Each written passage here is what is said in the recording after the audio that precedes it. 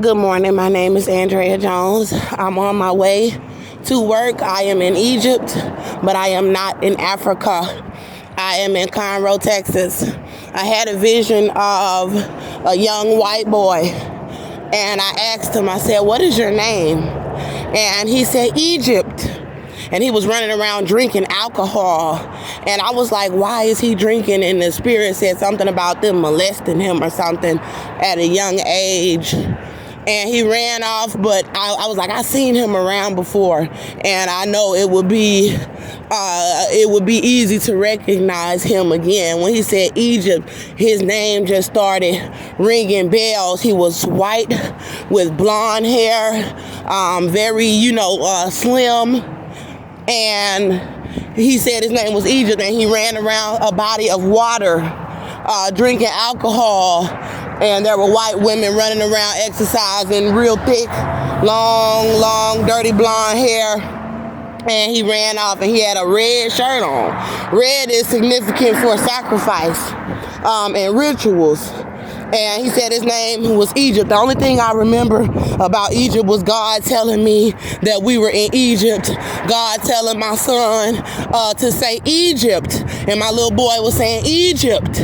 And them taking my little boy, I posted the information about Cynthia and Joseph and Austin and the government covering up, taking my child and raping him, saying that they raped him, and talking about denouncing Jesus and Jesus Christ.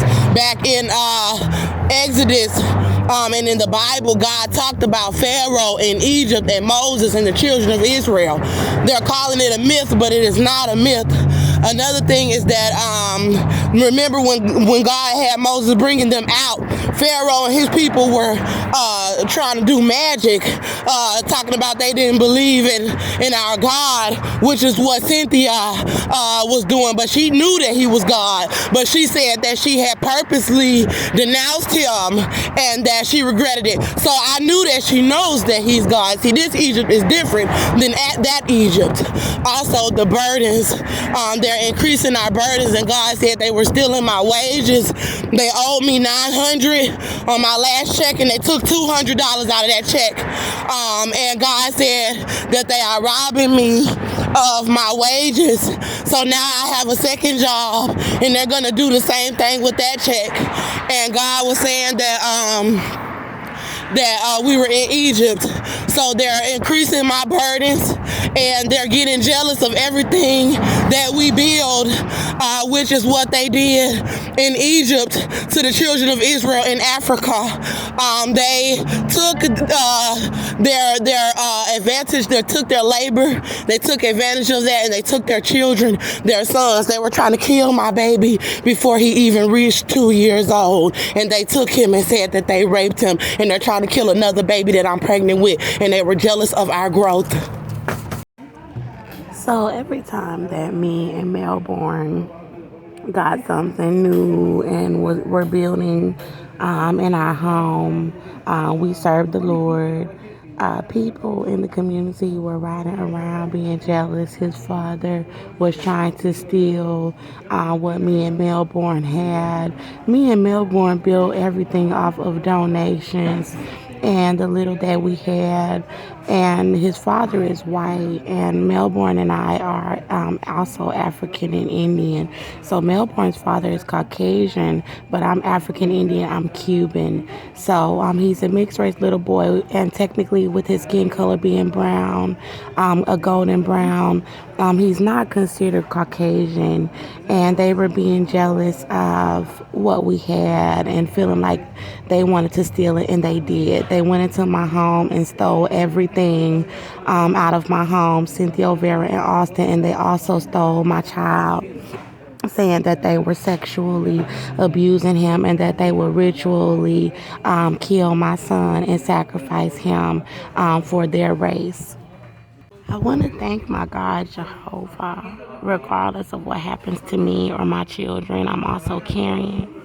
Remember that Pharaoh told the midwives in Egypt to kill the babies before they came out the womb. Well, they're trying to kill mine in the womb before it even comes out. And I believe they tried to do the same thing with Melbourne. Jehovah was very kind to me. He was very kind to my son. He fought for my son. He was a righteous God. He did not choose colors.